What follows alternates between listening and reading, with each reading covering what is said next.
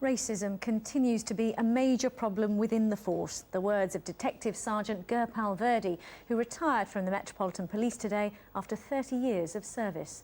The 53-year-old, who won a discrimination case against the Met 12 years ago, says not enough is being done to stamp out the problem. Only last month, the Commissioner Bernard Hogan-Howe said he wouldn't stand for any racists in the Met and would drive them out.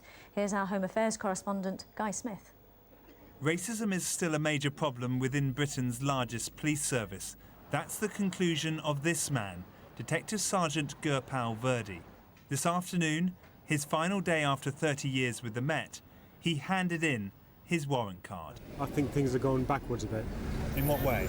Well, ethnic officers, if they raise their head above the parapet, are targeted, disciplined, criminalised, and given bad publicity, which never used to happen before, but now it is happening. Sergeant Virdi, a Sikh officer, joined the Met in 1982. Here we see him with new recruits at Hendon. He had an unblemished career until 1997, when racist hate mail was sent to ethnic minority officers based in Ealing.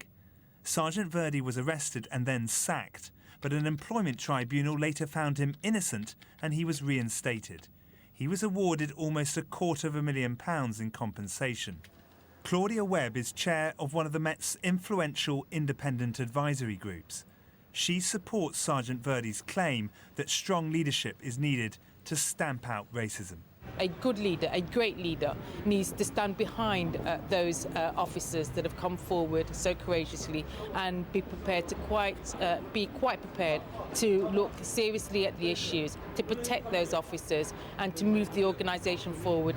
There are currently 11 separate cases of alleged racism. 5 are being investigated by the police watchdog.